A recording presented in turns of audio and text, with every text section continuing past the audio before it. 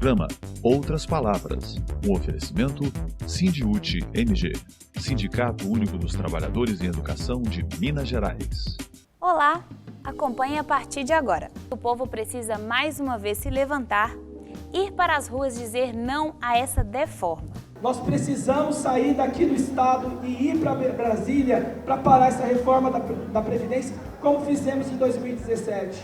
A gente precisa fazer atos regionais. Quando a gente vem para um Estado, a gente encontra aqui o braço de todo mundo junto. Aqui a gente não solta a mão de ninguém. A reforma tá vendida para a população como se fosse combate a privilégio.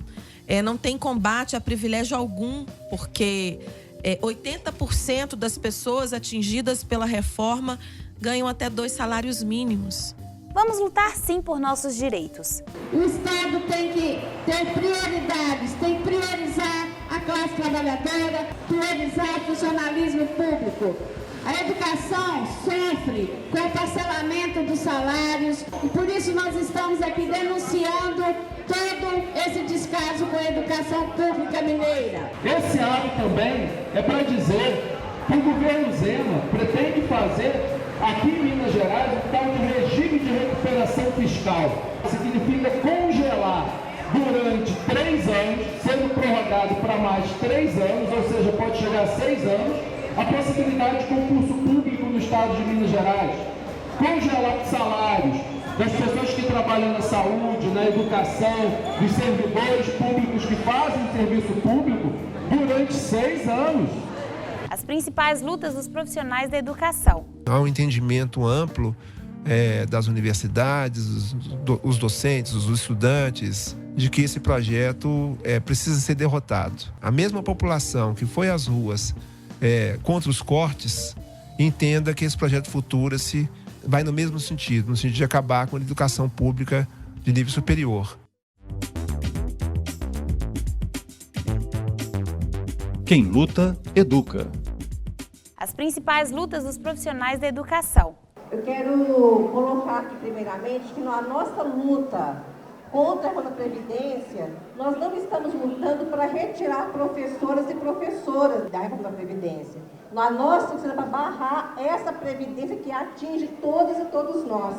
Nós não podemos permitir que os nossos ASBs, que os ATBs, os especialistas, nenhum trabalhador ou trabalhadora perca o direito à aposentadoria, que é colocado para nós.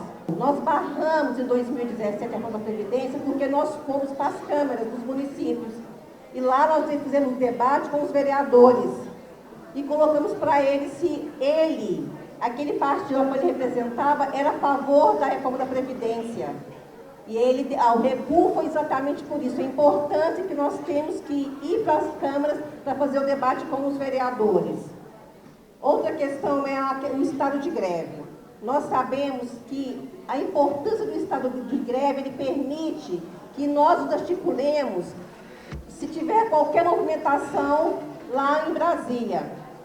Por que nós estamos sendo atacados?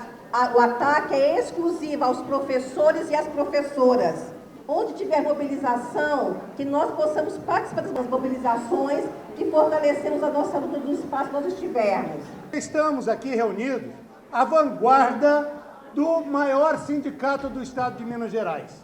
E o que nós tiramos aqui? Que é o estado de greve. Do dia 13, quem vai colocar em prática seremos nós, cada um na sua cidade. Tá? Então, que a gente saia daqui confiante para colocar em prática aquilo que foi definido. Falta de motivo para o dia 13 não tem. Se a gente pegar só a questão da nível do Estado, piso, adveb, salário parcelado, 13º parcelado, educação integral. Se pegarmos a questão da conjuntura nacional, nós temos a reforma da Previdência e também temos aqui em Minas a questão do regime de recuperação fiscal. Então, motivo não falta. A nossa luta tem uma responsabilidade ainda maior quando a gente pensar que, pelo fato de estar diminuindo o número de salas no Estado, principalmente do 1º ao 5º, de estar tendo uma escola em tempo integral a partir de agosto, e mesmo assim não era dos moldes da que existia, nós temos colegas que estão desempregados, pais de família não têm como trabalhar, não tem o que comer, não tem como conseguir desenvolver sua família e viver com dignidade. Nós precisamos sair daqui do Estado e ir para Brasília para parar essa reforma da Previdência, como fizemos em 2017. A gente precisa fazer atos regionais, precisamos fazer atos estaduais, porque é muito difícil uma cidade pequena conseguir mobilizar. Mas quando a gente vem para um estado, a gente encontra aqui o braço de todo mundo junto. Aqui a gente não solta a mão de ninguém.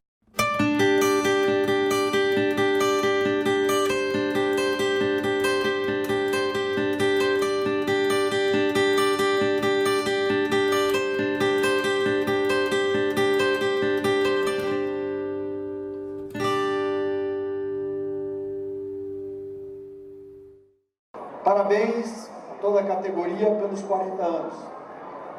40 anos não são 40 dias de luta. E eu queria chamar a atenção para essa condição fundamental que foi Minas Gerais e todo o processo de formação daquilo que nós chamamos hoje de Confederação Nacional dos Trabalhadores em Educação. Nós temos um fascículo do Programa de Formação da CNTE, quinto fascículo do primeiro eixo, que é a história do movimento sindical na educação. E nele alguns capítulos tocam a importância que foi desde a última, desde o embate que já acontecia dentro da APPMG, em que um grupo mais combativo já apontava o caminho de um sindicalismo combativo, classista, e Minas Gerais foi central nessa condição. Enfrentar essa realidade com a pedagogia da esperança, insistindo na condição da pedagogia crítica, por isso a nossa luta contra a escola sem partido, a defesa dos direitos, por isso ser contra a reforma do ensino médio, ser contra a reforma da Previdência, apontar a condição de um currículo integral, de uma escola com tempo ampliado para os estudantes, e não abrir mão de forma alguma das condições de valorização profissional. Então é nesse sentido que eu trago aqui um grande agradecimento da direção executiva da CNTE ao Sindiúti pelo grande exemplo de luta que vocês têm sido na história do movimento sindical da educação no Brasil.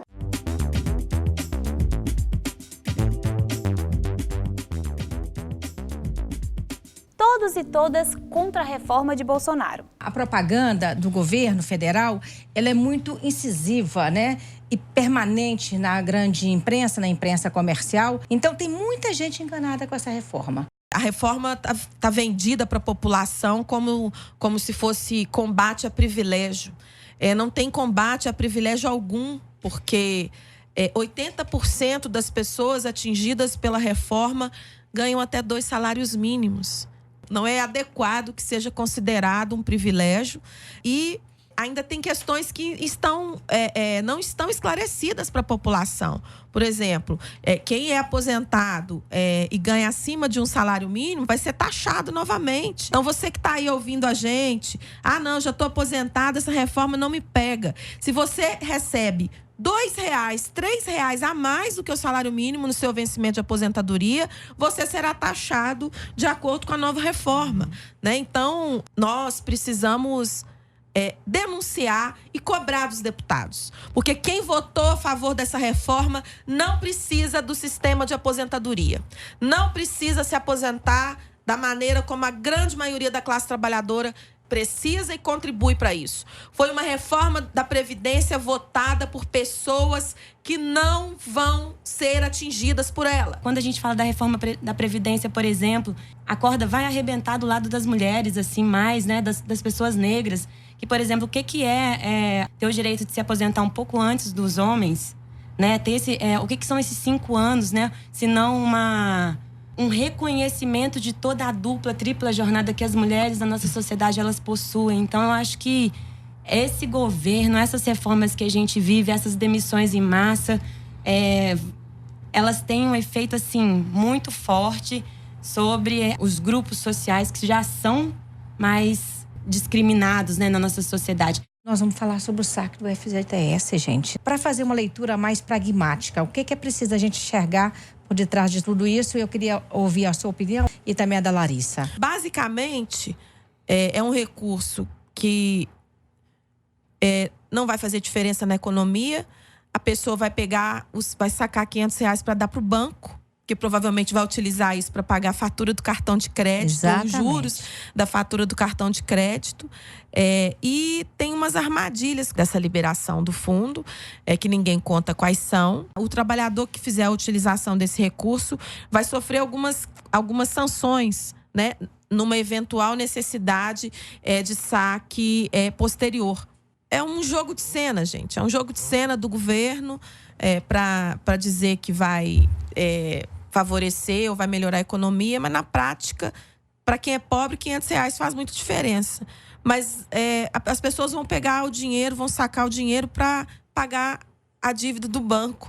Então, mais uma vez, o governo usando a desculpa, usando a falsa ideia de que está fazendo algum tipo de política para o trabalhador, mas, na verdade mesmo, está favorecendo aos bancos, ao mercado, ao rentismo. Acho que a gente tem que ficar muito atento a tudo que sai, né, desse governo aí, que a gente já sabe que não só prejudica a gente, né? Sobre a reforma da Previdência, eu acho que é super importante a gente também ficar atento às propagandas que tem, que é a mesma história do FGTS, né? Aparece essa notícia do FGTS, mas vindo do governo Bolsonaro, a gente não pode analisar sem entender o que de fato está por trás das ideias, né? Andei vendo umas propagandas aí do Ratinho. Quem que não conhece o Ratinho, né? Do Ratinho, da Ana Hickman. Isso é muito importante, porque eles estão defendendo a reforma da Previdência. É importante dizer que o governo Bolsonaro gastou R$40 milhões com publicidade, só contratando essas figuras aí conhecidas para fazer propaganda a favor da Previdência. E sabe o que é o mais engraçado, gente? É que Ratinho não precisa aposentar, por exemplo. Ana Hickman também não precisa aposentar. Olha só pra gente ter uma ideia do Ratinho, ó. O cachê que o governo Bolsonaro pagou para o Ratinho defender a reforma da Previdência é quase R$270 mil. Mas isso porque ele tem um salário mensal. Olha, por mês, o Ratinho ganha R$3 milhões. Tem mais uma questão também, Larissa. Ele deve à Previdência, né? Ele deve à União, exatamente. Ele tem uma dívida de sonegação de imposto que bate os 76 milhões. Isso mesmo, 76 milhões de dívidas que o Ratinho tem com a União. Aí tem outras figuras aí também que receberam. Ó, Rodrigo Faro, que tem um salário também de 3 milhões. Ó, um salário do Rodrigo Faro são 250 anos de salário mínimo. Ou seja, um trabalhador que ganha um salário mínimo levaria 250 anos para chegar num salário mensal do Rodrigo Faro. E aí essa pessoa que ganha este salário está dizendo para mim, que sou uma professora, que ganho meu salário de professora, que a reforma é boa para mim. É isso mesmo. Você que assiste esses programas, são pessoas que não precisam de se aposentar, porque quem ganha R$3 milhões por mês já é uma aposentadoria eterna, né?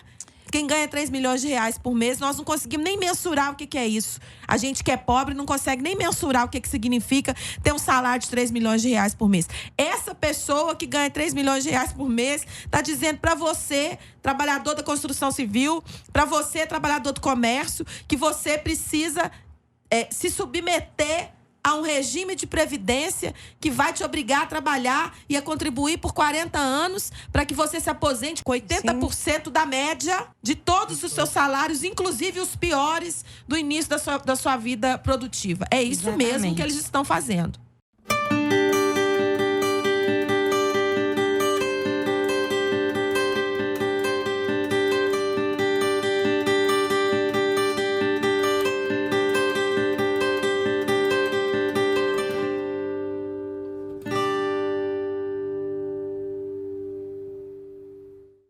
Estava olhando para os 40 anos que nós estamos fazendo. E quando a gente fala de representatividade, de resistência e de luta, são 3 palavras que resumem o que é a potência, a força e a dignidade da nossa categoria. E as lutas do Sindiúti elas são fundamentais para a gente continuar nessa resistência. Porque nós estamos diante de um quadro, esse ataque tão cruel ao povo brasileiro.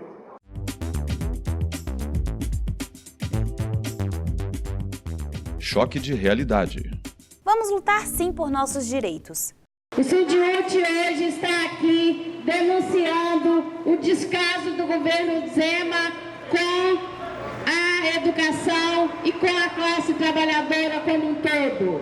O governo Zema quer impingir o regime de recuperação fiscal, fazer a venda das empresas estatais mineiras e, com isso, vai impor o acordo que será feito com o governo federal para a adesão a esse regime de recuperação fiscal é de impor retrocesso aos trabalhadores. É o Estado mínimo sendo implementado. Por isso nós estamos denunciando. Somos contrários à venda da CEMIG, da Copasa, da Prodenge, de todas as empresas estatais.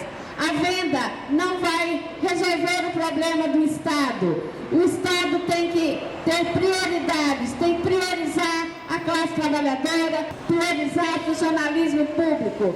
A educação sofre com o parcelamento dos salários, com o não pagamento até o 5º dia útil, a não aplicação do piso salarial da educação, e por isso nós estamos aqui denunciando todo esse descaso com a educação pública mineira. Minas Gerais não ficará de joelhos para o governo federal, não ficará de joelhos para o governo Bolsonaro. Nós não aceitamos essa repactuação fiscal que está sendo proposta, que coloca o Estado de Minas Gerais totalmente submisso, aos interesses do grande capital representados pelo governo federal.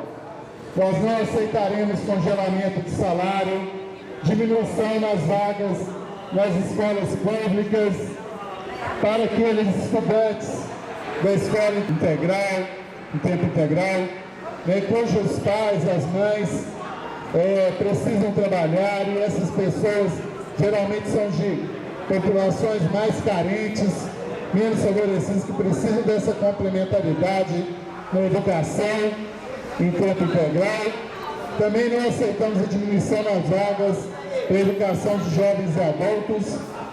Não aceitaremos a venda, ou a doação, a transferência para a iniciativa privada das nossas empresas públicas, da CEMIG e da Copasa, porque isso implica no aumento das tarifas para o consumidor e na piora de serviço para a população. Esse ato também é para dizer que o governo Zema pretende fazer aqui em Minas Gerais um tal de regime de recuperação fiscal. Você que está passando, você sabe o que é o regime de recuperação fiscal? O regime de recuperação fiscal significa congelar durante 3 anos, sendo prorrogado para mais 3 anos, ou seja, pode chegar a 6 anos, a possibilidade de concurso público no estado de Minas Gerais.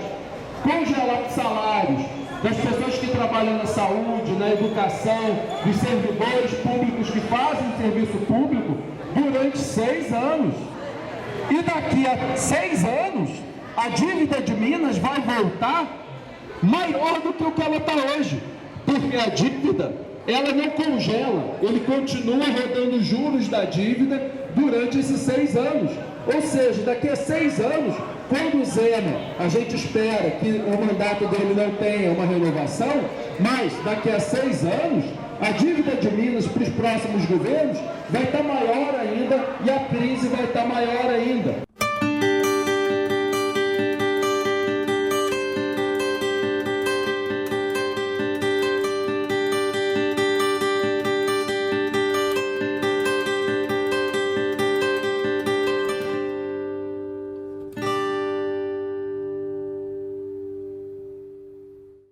Vocês foram e serão a referência em Minas Gerais para construir a unidade política e para construir a resistência e a revolução brasileira. Não é por acaso que reunimos trabalhadores e estudantes e o povo nos pede como que Minas Gerais consegue reunir 300 mil pessoas. Tem 40 anos de Sindiúti. Tem professores dentro das nossas escolas educando nossos filhos, que a rua ensina, que a escola precisa ser de qualidade e precisa ser pública. Os nossos filhos estão nas mãos de vocês e vocês têm a tarefa de tornar eles militantes e revolucionários brasileiros.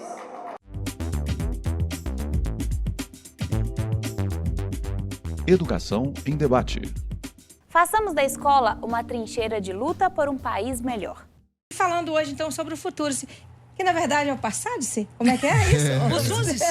Como é que é isso, Helder? Lembrando o Mussum, o futurice é o passado-se. Por exemplo, do Chile, na ditadura Pinochet, foi feito esse processo de privatização das universidades, né? Houve uma luta intensa dos estudantes, e ainda há, né? E é uma situação que não foi revertida totalmente, né? Quem tem pouco dinheiro não consegue ter formação universitária no Chile. Então, esse projeto foi muito inspirado na experiência chilena, assim como no caso da reforma da Previdência. Trocando em miúdo, vamos privatizar essa coisa aí que funciona hoje decentemente, mas nós vamos privatizar porque é melhor. É isso? Ensino e extensão estão fora, né, do projeto Futuros. Ensino, para as pessoas entenderem melhor, é a formação, né? Então, as universidades no Brasil, elas são importantes também por causa da formação. Todo mundo, o médico que atende as pessoas, o engenheiro que é responsável pelas obras, né, o professor, né, uma figura tão importante na sociedade, todos são formados na universidade. Então, quando se fala ensino, no caso da universidade, está se falando na formação de todos os profissionais. Em relação ao que vai acontecer, tem uma mobilização nacional, né? Há um entendimento amplo das universidades, os docentes, os estudantes, né? Os técnicos administrativos, né? Os outros servidores das universidades, de que esse projeto precisa ser derrotado, né? E a gente agora espera que a mesma população que foi às ruas contra os cortes entenda que esse projeto Futura-se vai no mesmo sentido, no sentido de acabar com a educação pública de nível superior. Tem uma agenda de reuniões, tanto de deliberação por parte da universidade, né, como instituição, como também de deliberação dos segmentos, né, os estudantes, os professores, mas já há o entendimento das direções dos movimentos de que precisamos derrotar esse projeto. O que eu queria ressaltar ao final é esse caráter de transferência de recursos públicos do setor público para o setor privado. Ele está na Constituição do financiamento, né, desse sistema, que se daria. A única coisa concreta hoje é a doação de patrimônio público. Não tem mais nada, o resto é especulação, né? Tem uma falsa promessa de que o setor privado vai investir na educação, né, por esse projeto, vai poder investir mais. Olha, o governo Bolsonaro, ele assinou recentemente dois acordos bilaterais, um com os Estados Unidos e um com a União Europeia, que são extremamente lesivos ao nosso país e que apontam claramente para a desindustrialização. Nós já estamos com uma indústria fragilizada, né? E esses projetos tornam claro que o caminho desse governo é pela desindustrialização. Como é que as empresas privadas, né, numa economia desenhada dessa maneira, vão investir em educação? É seríssimo, é da educação que parte tudo. Sinceramente, eu estou chocada com o projeto como cidadã. Estou falando aqui como cidadã, como Adriana Spinelli, como mãe, tenho 2 filhos, 2 universitários, e me preocupa muito. E não só eles, né? Eu acho que também é uma coisa que a gente tem que ter, que é essa questão da coletividade, né? As pessoas hoje, elas querem, o meu tá bom e que se dane os outros. Não, eu não estou falando só por causa dos meus filhos. A gente tem que ter o coletivo, né?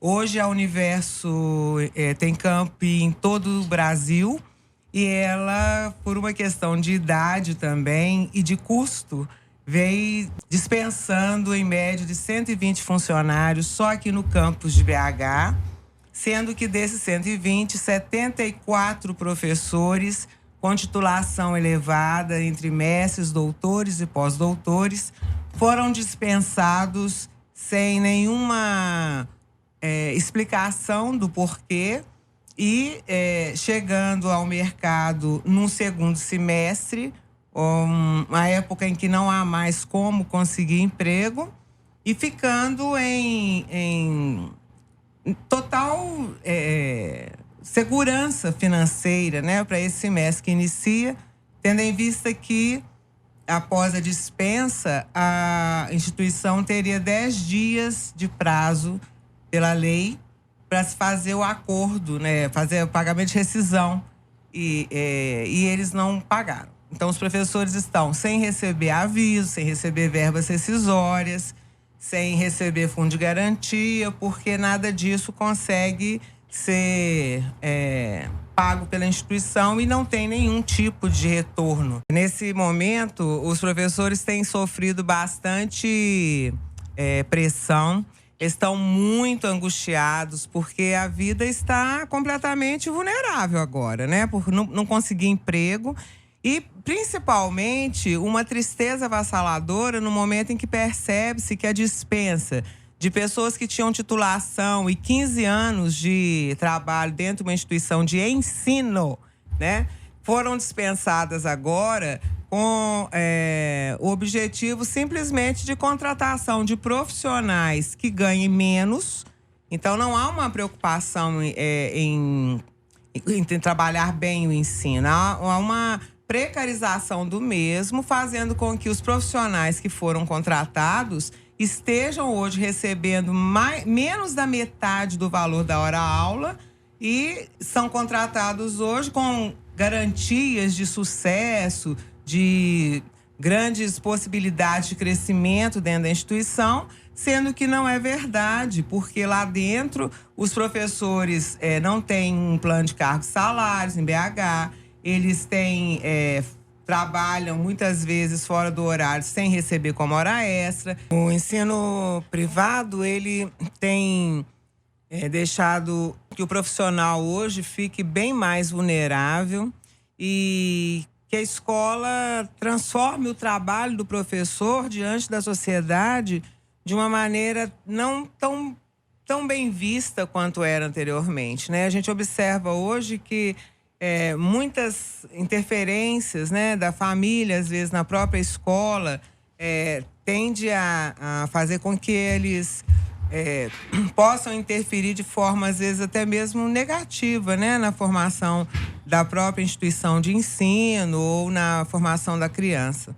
E o Simpro, por ser uma entidade que luta pela categoria com muita força, né, e é muito respeitado, ele agora, nesse momento, principalmente depois da reforma, tem se empenhado ao máximo para conseguir fazer com que o papel do professor da rede privada também, diante da sociedade, seja um papel de valorização e não de apenas fazer com que as entidades privadas transformem a educação numa mercadoria.